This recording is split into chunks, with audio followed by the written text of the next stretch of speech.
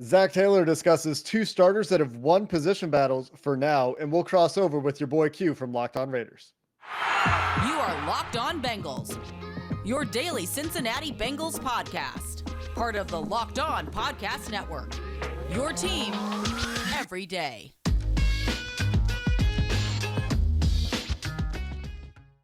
What up, Bengals fans, and welcome to another episode of the Locked On Bengals podcast. I'm your host, Jake Lisco. He's your host, James Rapien. Today, we cross over with your boy Q from the Locked On Raiders podcast. He does a great job. I retweeted him a little bit earlier today. If you're interested in following Raiders news this week, you can find him on Twitter on my timeline, and you'll see him coming up in segments 2 and 3 with James Rapien. I'm here to get you started, though, with James, and Zac Taylor today in his press conference coming off the bye week and the first full practice in the Bengals preparations to take on the Las Vegas Raiders discussed two starters that have emerged or secured their spots in roster battles that we've speculated about a little bit, and was pretty firm about the status for this week, at least, that it's going to be Hakeem Adeniji. It's going to be Eli Apple. So disillusion yourself of the notion that Eli Apple is going to have to fight for his job, because to me, it sounds like that job for now, with Trey Wayne still working his way back on IR, is secure. Starting corner right now. He does what we ask him to do. I don't know who's got him under fire. We expect our guys to play at a high level, and Eli's got a short memory. If you give up a play that corners are going to give up, he does a great job kind of putting that away and moving on to the next play, and that's critical. It's one of the hardest positions to play in all of football. It's one of my wife's favorite things to say, and it's true. And so I don't envy the position those guys get in, but he does a great job. He plays with a high degree of confidence, and he's done some really good things for us this year. And those other guys have roles that they start to work their way into. It's Vernon has been here for 1.5 practices basically. Even though it's maybe a 12-day stretch, the players were off and not practicing. Trey has now been around a little bit longer, and we've used him in some different roles on defense. And so we just continue to build off that stuff and see where we can help our defense. And it's good to have a bunch of players who have experience in the league. That's only going to continue to serve us well. Very firm, right? For sure. And I think when Hargraves got claimed, to me, it was more about Trey Waynes than anything, and how far away Waynes was. By the way, Zac Taylor did say Trey Waynes going to be on the rehab field. He was on Wednesday, and wouldn't be activated this week or taken on or activated, that 21-day window off of injured reserve. So I think Waynes is still far away, and the Bengals are like, what are we going to do? And so that's why they've added a Trey Flowers. That's why they added a Vernon Hargraves, and they believe that Eli Apple has given them some solid play this year, regardless of what you believe or I believe or what Pro Football Focus. I think they think he's their best option today. Now, in 2 weeks, could that change? Maybe. But on Sunday against the Raiders, it's going to be Eli Apple and Chidobe Awuzie. And you kind of heard that in the way Taylor talked about it, in terms of Vernon Hargraves has been there for 1.5 practices, 2 practices now maybe, or maybe it's still 1.5, right? It's 2.5. He was there on Wednesday. Yeah. Okay. So 2.5 practices now, and it's going to be incremental with a lot of guys they bring in. Trey Flowers didn't play in the first game, and then he started getting some, or did he play in the first game? Am I mixed up? No, he missed. No, he missed the first game because he was claimed, and then it was like late 3 days later they played. Yeah.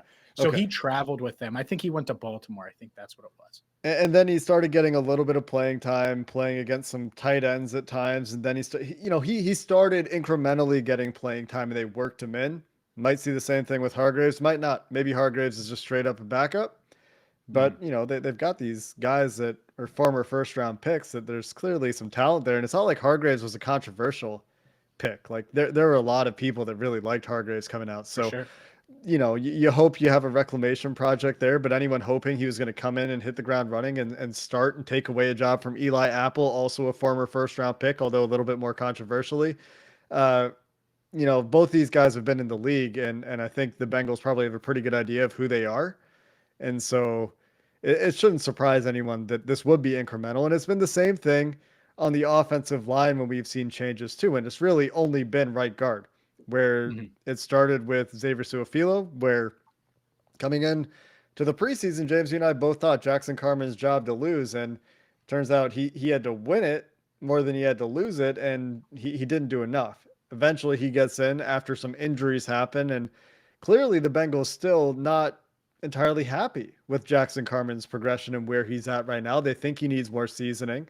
They think he needs to be more consistent, and hopefully that continues to happen for him. But they were also, go back to the preseason, James, excited about Hakeem Adeniji, right? And they thought he had a role to play on this team before the pec tear. Yeah, for sure. And that's the thing is, would Adeniji have been RG1 coming into the year? Like he might have been if he never tore his pec. You never know. And I asked Zach that, and he kind of said, yeah, he was certainly in the mix. And clearly they think a lot of him. Real quick before we continue with Adeniji, I just want to clarify so Twitter doesn't get after me. Trey Flowers traveled to Detroit, didn't play against the Lions, and then he ended up playing against the Ravens. So there we go there. Anyways, because he was guarding Mark Andrews. That's how I remember that. Remember early in that game. Mm-hmm. But yeah, as far as Hakeem Adeniji is concerned, they like his footwork. They like his natural ability, and Zac Taylor wants to see more. High expectations for him going into the injury. I think Frank was really excited about him also from what he'd seen on his college tape when he was in New York evaluating him at Kansas. So he came in with a good feel for Hakeem. And then he played a bunch of different roles for us last year and did well as a rookie. He was able to mentally handle it. Physically played really well at Pittsburgh in his first start last year at left tackle.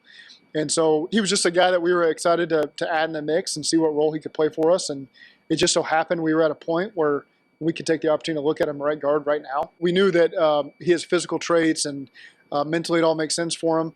He hadn't practiced very much. He played in the game. He did some really good things, some things we need to improve on. And so in the next game, it's just, okay, you've made maybe a mistake. Let's not repeat mistake. Let's see you just kind of get confidence, not the right word because he's a confident guy. He prepares himself the right way, but just confidence in, okay, I've gone against some really good D tackles. I'm going to keep doing it. I'm a good player. I belong, and just continue to play with more and more confidence. And that's not to say he hasn't played with confidence. It's just I think the more guys get in the mix and get to play in real games, the better that they're going to get. And you certainly hope that he does show that starting on Sunday, because at some point you need to find someone. I don't really care who it is. I don't care if it's a second rounder in Jackson Carman. I don't care if it's Deontay Smith, who unfortunately would have gotten a shot at right guard, but suffered a knee injury and is on injured reserve, or if it's Hakeem Adeniji. But find the answer, find a potential solution, because right now it's one of their biggest weaknesses going into the offseason. And you could have all these young guys that you have no idea if they're going to turn out to be good. Hopefully we get an answer that one of them can at least be a league average starting guard, because if you get that, I think that would be encouraging.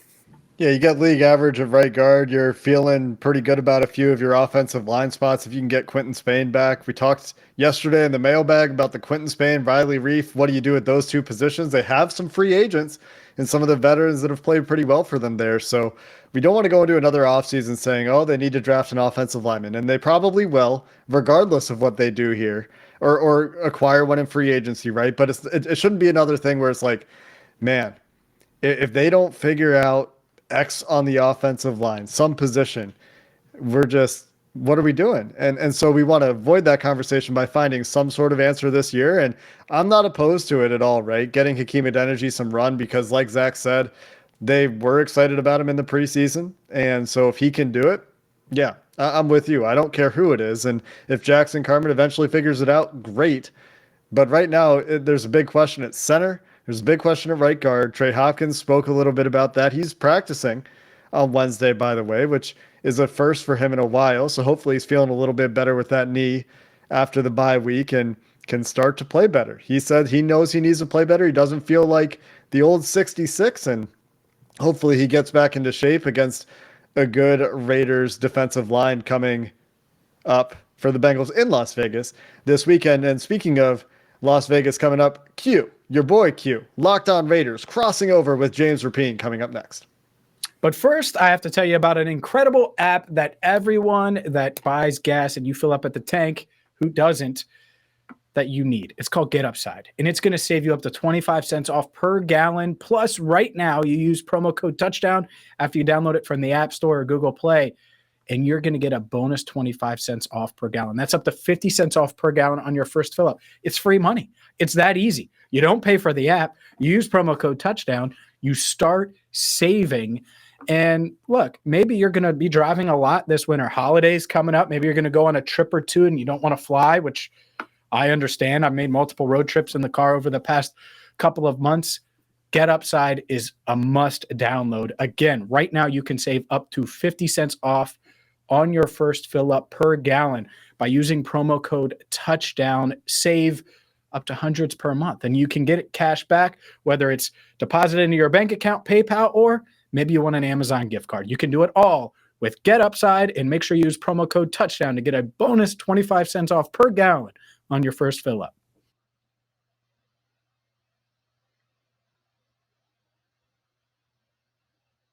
Let's keep things rolling here on the Locked On Bengals podcast. It is a crossover Thursday, which means we get a closer look, and we take a closer look at the Las Vegas Raiders with your boy Q from the Locked On Raiders podcast. Q, appreciate the time. There's a lot to dive into here because both teams have lost back-to-back games.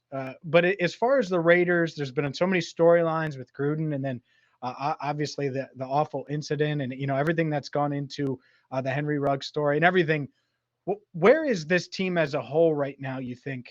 Because it seems like football multiple times this season has maybe not been put on the back burner, but hasn't been the main story in Vegas. Right. Well, you wouldn't blame them, right? If it wasn't the big story right now, it's just football. There's so much going on. Like you mentioned, the tragedy with Henry Ruggs, that incident, unfortunately, killing a young lady in a car accident, just a terrible situation, didn't have to be. So that was heavy, man. That was really heavy. And I don't know really, honestly, where they're at emotionally when it comes to that. They say all the right things. They meet with the media and they say, hey, we're just tighter bunch now. We had to band together like brothers. I mean, any kind of cliche you can come up with, they're coming up with. But, in their hearts of heart, I wonder where they are, emotionally. I think that the Gruden situation was a little easier to overcome. You don't want to lose your coach, but at the same time, these guys really have to police themselves on the field anyway. And so I think that they have a better chance to kind of overcome that and just kind of go with the flow. But that Henry Ruggs situation, man, he was a young dude, second-year guy in the league, and in that locker room, they are really tight, man. That's one of the things I noticed in the preseason and training camp even, is how these guys really genuinely loved each other, which you hear that with teams all the time. We like playing with each other. We like each other, but this time I really believed it, like it was genuine. And I think that was a big blow to this team, their psyche, their mental, their everything. So I think that they're in a rough place. I mean, it's only, game number 10, week 11 that they're going to be playing on Sunday against Cincinnati. And I think if this was maybe week 17 and they saw the finish line a little bit closer, they probably would feel a little bit better about themselves, that they could just kind of go away and get away and take a little time to themselves and relax and recoup. But it's strange, man. It's tough, and I don't really know where they are. I guess that's a long way of answering. I'm not really sure, but they're saying the right things. They're going out there and practicing, but as you mentioned, on a 2-game losing streak, and I don't think it's coincidental that they're on a 2-game losing streak, and they've been without Henry Ruggs now for 2 games. Yeah, one thing that stood out to me after everything that happened with Gruden, and obviously they responded with winning, and I know it's 2 completely different situations, Right. but Derek Carr, I saw him on Yep. ESPN, and you saw his comments, and then I saw him what he said about Ruggs right after the incident. How has he been as a leader trying to navigate this? Because it's such a tough place. Right. I would imagine he's leader number 1. How has he been throughout this process? I think he's been great, honestly, and it's something I've been complimenting him a lot on the podcast, on the radio show. Just, hey, man, I don't know if he's the best guy for the job as far as the quarterback position, long term. And I know there's always questions about Derek Carr. He's not the number 1 quarterback in the league, but I do think he's the number 1 quarterback for this job. For what they have going on in that locker room, I think with the faith that he walks with and the way that he, is genuine about his feelings to everyone in that locker room. When he said what he said about Gruden, love the man, hate the sin, and saying that he's going to continue to love on Henry Ruggs. That's what I believe he should have said, and that's what I think that he genuinely believes.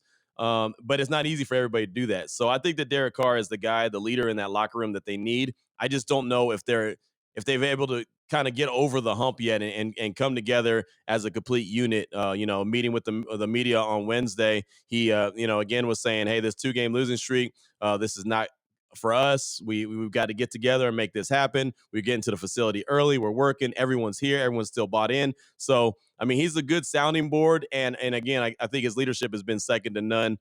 Is that going to translate on the field? Who knows? But I think for what they're up against right now, he's the best guy for the job. He's done a good job. Let's continue with the offense. And overall, I thought the offense it had played relatively well. Obviously, they got off to that 5-2 start. We know about Darren Waller, certainly know about Josh Jacobs. What do you like and what hasn't worked over the past couple of weeks for Derek Carr and company? It's funny. You mentioned two guys that I would like to see more of. It's just from my point of view. I would like to see Darren Waller, be the, big time weapon, the big time, threat that he was week 1 against Baltimore. He was targeted 19 times against the Ravens. And since then, he's had like 7 catches is the most. Like a couple weeks ago against the Giants, he had 7 catches in a game, and that was it.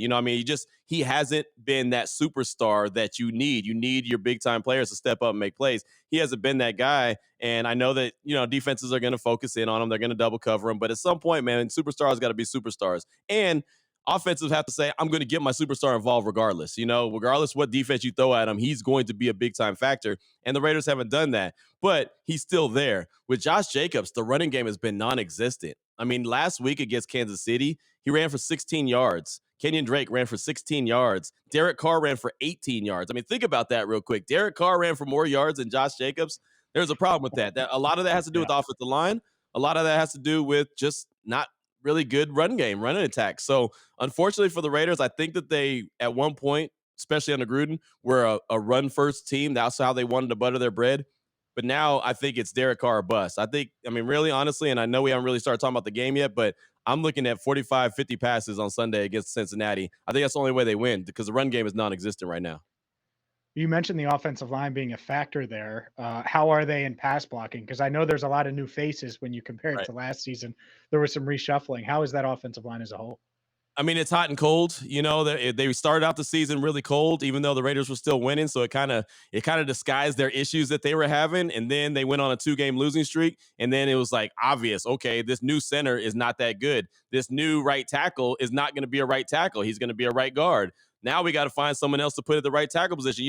That's what I could imagine that they were saying in the locker room is just, hey, this isn't working. How do we figure this out? And so they did. They put Brandon Parker at tackle. They moved Alex Leatherwood, their first-round pick, in the guard. And I think that that's probably the best position for him anyway. And so he's been doing pretty well there. But they went on a nice little run and they got better. And Andre James, the center, all of a sudden looked like he was, maturing and getting better. And then Sunday night happened against Kansas City and it looked like a bad performance by the offensive line. So I think that they haven't gelled yet.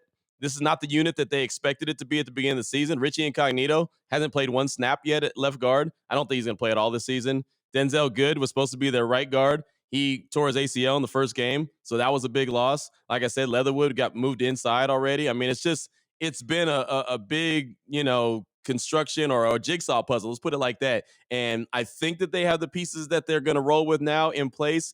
I just think that they still are a work in progress. So, it's been hot and cold, to say the least, about the offensive line. Okay, let's switch gears and talk about the defense and specifically that defensive line. Because I asked Joe Burrow if this is the best set of edge rushers, and they just faced Myles Garrett and Jadeveon Clowney a couple weeks ago that he's faced all year. And he didn't go that far. I just think more so he didn't want to create a headline, but he certainly praised them, and he knows, what Ngakoue, what Crosby, what those guys can do. How good are they? Because I remember the Ravens game specifically. I watched that game, and Crosby was a game wrecker. And it seems like that's probably something the Bengals got to be aware of on Sunday. No doubt. I mean, I'll tell you right now, every time Joe Burrow drops back to pass, I mean, he's got to watch out for those two dudes because they come after you and they'll get after you in a major way. And I believe right now they're leading the league as far as a duo, according to Pro Football Focus, in pressures. Now they're not leading the league in sacks. That's one thing. I mean, pressures are great, but you want to see sacks. And that's why when you probably asked them about, Myles Garrett and Clowney have more sacks total. So I could say, and of course, Myles Garrett's just a complete dude. He's just an absolute monster. But and look, Crosby and Ngakoue, they have their issues, what they're not great at, stopping the run. They're not. But they're paid. Their job is to pin their ears back and get after the quarterback. That's what Gus Bradley wants them to do. That's what Rod Marinelli wants them to do, and that's what they do. So if there's any hole in their game, it's stopping the run. But yeah, man, they're really good. They challenge each other. They really push each other. If Ngakoue has 2 sacks, Crosby wants 2 sacks. If Ngakoue causes a fumble, Crosby wants. You know what I mean? Like they've done that all year long, where they push each other and they really compete with each other in a very friendly type way, but they want to be better than the other guy, even though they're really tight friends, So it's been nice to see, because the Raiders pass rush in the past few years, ever since Khalil Mack's been gone, has been non-existent. So it's been nice to see those guys really get after the quarterback this year. I just would like to see them get home a couple more times, a couple more sacks for both guys, and then they're doing something. But right now, they are leading the league in pressures. You mentioned them against the run. How is this defense overall against the run? And where, if you're Joe Burrow and company, are you trying to attack, and where are they vulnerable, or the most vulnerable? They're not good against the run.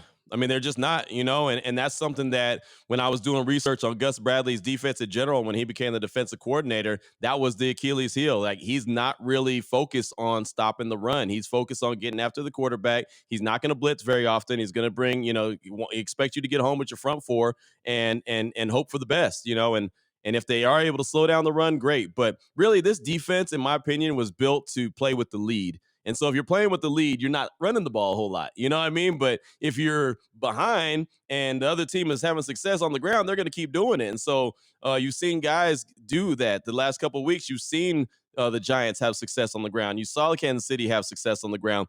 The Raiders are struggling to stop the run right now, and their front four is good. Again, they're good, but they're really good at getting after the quarterback. They're not really good at stopping the run. I think that the biggest weakness right now for the Raiders defense is really the middle of the field. That's what the Chiefs really exposed in a major way. Travis Kelce really broke out of his shell that he was in, where he wasn't playing very well, and all of a sudden he had a big-time game. He went on national TV talking about, I got my swagger back. He's all fired up and pumped up and everything, but the middle of the field was wide open all Sunday night, and Travis Kelce and the Chiefs took advantage of it. So that's an area of concern. And of course, like I said, at the run attack, Joe Mixon, I know he's a hell of a running back. He has an opportunity to eat as well. I don't know how healthy he is, but he has an opportunity to eat if he's out there.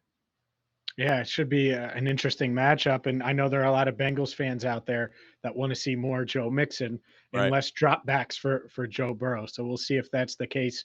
Up next, your boy Q is going to ask me questions about the Cincinnati Bengals. We'll get back to our crossover with your boy Q. But first, I got to tell you about BetOnline, because BetOnline is back. It's better than ever. We talk about them all the time here on Locked On Bengals. You need to check out their updated website. It is even easier to navigate, even easier to wager on your favorite sporting events. Maybe it is the Bengals. Maybe it's Joe Burrow winning comeback player of the year. Maybe, it's the NBA, and my guy Steph Curry putting up 3-pointers, or Jake Lisco's Chicago Bulls, where Lonzo Ball and company are getting after it right now. It doesn't matter the event. BetOnline has got you covered. So check them out right now. And when you go to betonline.ag, use promo code LOCKEDON when you make that first deposit, and you're going to get a 50% welcome bonus. More free money that you can use to wager on Lonzo Ball, Steph Curry, or Joey B. So check them out again. BetOnline.ag, promo code LOCKEDON to receive your 50% welcome bonus on your first deposit. BetOnline is where the game starts. And we're back here on the crossover edition. Cincinnati Bengals, Raiders, Allegiant Stadium, Las Vegas, 5-4 Bengals, 5-4 Raiders. I mean, the storylines write themselves, but to help us break down the Cincinnati side of things, James Rapien, host of Locked On Bengals. And James, thank you for your time. As always, man, it's always good to catch up with hosts each and every week to break down the next game. And Cincinnati's up next, headed to Las Vegas. It should be exciting and fun. How has it been, man, covering the Bengals? They got off to a hot start. I was very skeptical of the team. I was very naive about the team, even saying I didn't think they were very good. And they got off to a hot start and really made me eat my words. And now all of a sudden they've lost 2 straight, similar to the Raiders. So, again, 5-4 and 5-4. What's the roller coaster ride been so far with the Cincinnati Bengals this season?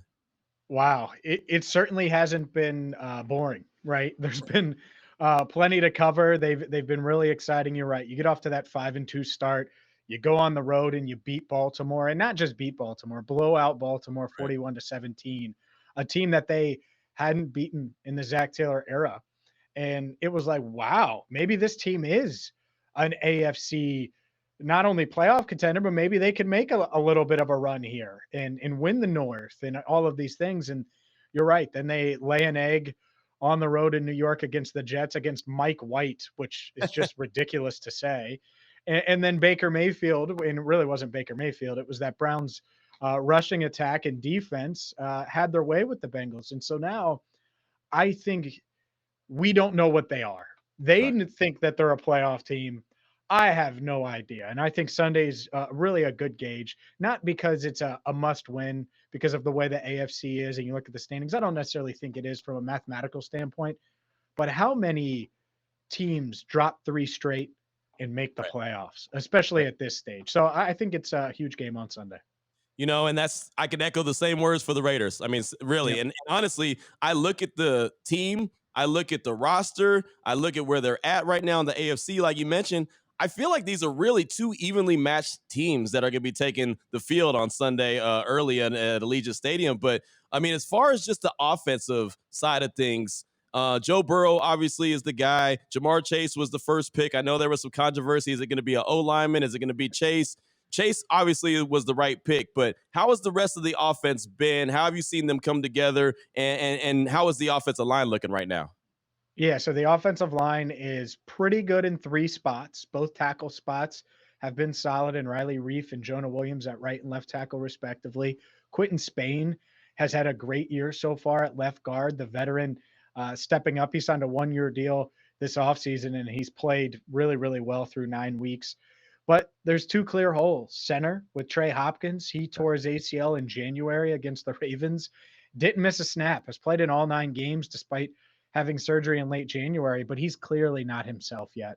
And then it's been a revolving door at right guard, and it's going to be Hakeem Adeniji, a second-year player, on Sunday against the Raiders. And so if you're Las Vegas, if you're any team right now, that's where I think you want to attack. And the Bengals have struggled in short yardage run situations all season. And I think that's a big reason why you have struggles at right guard, revolving door there, and below average center play. So that hurts you.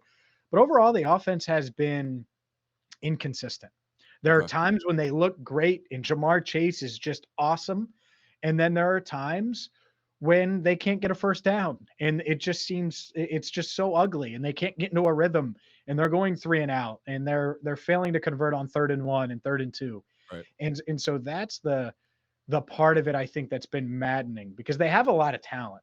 And the offensive line, while it's not great, it's good enough to score 28, 30 a week, but they've been inconsistent. Joe Burrow's turned the ball over.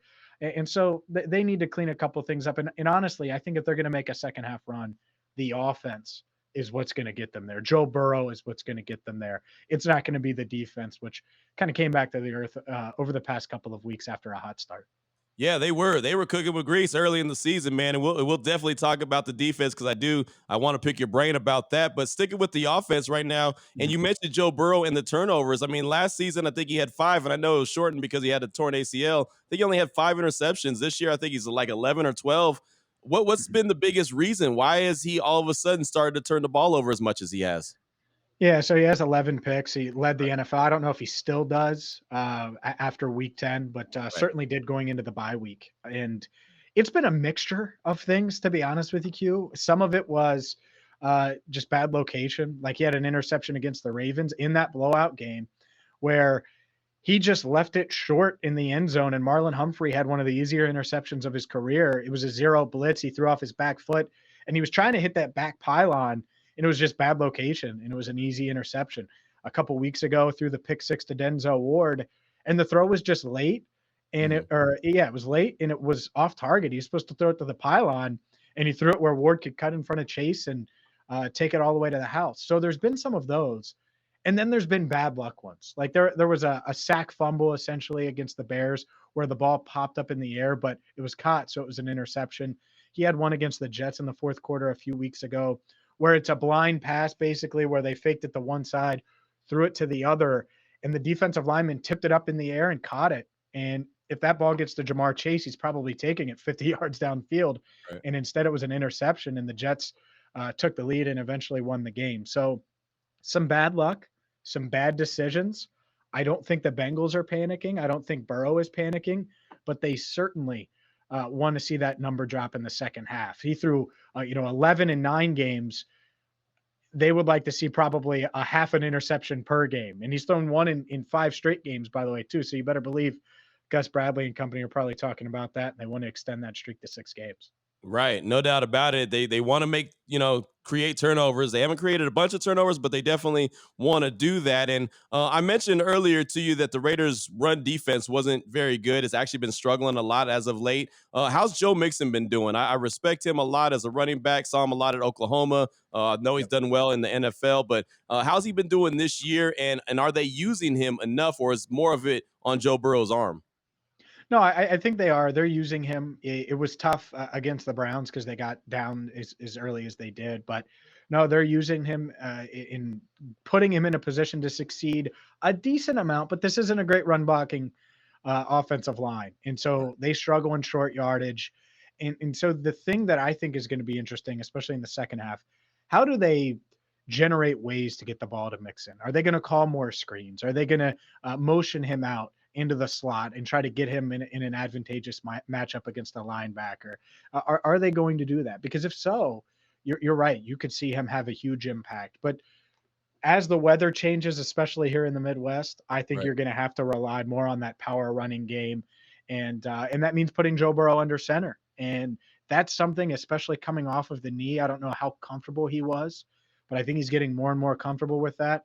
And so, yeah, Mixon's going to have a big year. He's been good for sure, but Right. he's going to have to be even better. And in the offensive line is going to have to improve as the season goes as a run blocking unit if they're going to reach their full potential as an offense. Because I think they've been, I don't want to say underwhelming, but like I said, inconsistent so far this year. And part of that has to do with the running game going up and down and all around and not being consistent when they needed to. I wanted to ask you about the defensive side of things. Early in the season, man, they were flying around there, making a bunch of plays. I think they were like top 5 in defense. They were just killing it. And I know that, like you mentioned earlier, they came down to earth a little bit. What has changed defensively? Has it just been the fact that they're playing better talent, or has something changed schematically or with the team? You wish it was that, right? Just you could blame it on the talent, but Mike White, Ty Johnson, and Michael Carter went up and down the field on them in New York. And I actually think Carter's a pretty good player, but still, you can't let that happen. And tackling was such an issue against the Jets. I think Pro Football Focus had him at 15 missed tackles. It felt like more. It felt like every screen pass instead of 5 yards was going for 15, 20 yards, a lot of chunk plays like that. And they had been such a disciplined defense leading up to that game that you just didn't expect that to happen. And it did. And then against the Browns, it was sort of the same. They couldn't tackle Nick Chubb. He went off for a 70-yard run, but that was the difference, is the explosive plays. 60-yard touchdown to Donovan Peoples-Jones, 70-yard run to Nick Chubb. So the past 2 games, they've really struggled in different ways. And so I've kind of sold all my stock on the defense, to be honest with you. I think that 7 weeks, you look at the schedule, guys were playing, are overperforming. And at some point you come back down to earth. And not that they're going to be the 30th best defense in the league or anything like that, but they're certainly not 5th or 7th. They're probably somewhere in the 15 to 20 range. And, the other thing that we'll see, start to see on Sunday, can Jesse Bates regain his 2020 form? Because he hasn't had the same type of impact on defense that he had last year. And he admitted that earlier this week. So that's certainly a storyline we'll be watching for here in Cincinnati. But I did want to ask one Zac Taylor question. Where are we right now? Is Zac Taylor the guy? Is it still a work in progress? How is Cincinnati fans feeling about the head coach right now? TBD, much like this team. Fair. I think he, even at 5-2, it was okay. Well, now let's see how he handles success. Right. And how this team responds to all the national attention they were receiving.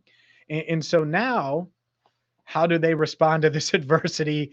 And because to me, in this AFC, in the AFC North, none of these teams are great. Right. And so they should be right there. Maybe they don't make the playoffs, but after you start 5-2, can you get the 9-8? I think that's reasonable to go 4-4 down the stretch after dropping 2 straight. So, we'll see. But I think it's to be determined. Overall, I think the Bengals are probably pleased with where the team is at overall. And fans, I think, are okay. They're a little worried after the 2 straight losses. but he certainly can earn his job over the next 8 weeks. The door is open for him. He's just going to have to take it, much like the Bengals and much like the Raiders and a lot of teams in the AFC. Right. Yeah, it's going to be a heck of a game, man. I mean, 5-4 against 5-4. Both teams on a 2-game losing streak. Both teams have playoff aspirations, but neither team knows if they're going to make it to the playoffs. I mean, they just don't, and the AFC is a mess, kind of all bunched up like you mentioned. So. That's going to do it for today's episode. For Jake Liscow, I'm James Rapien. Thank you so much for listening to the Locked On Bengals podcast.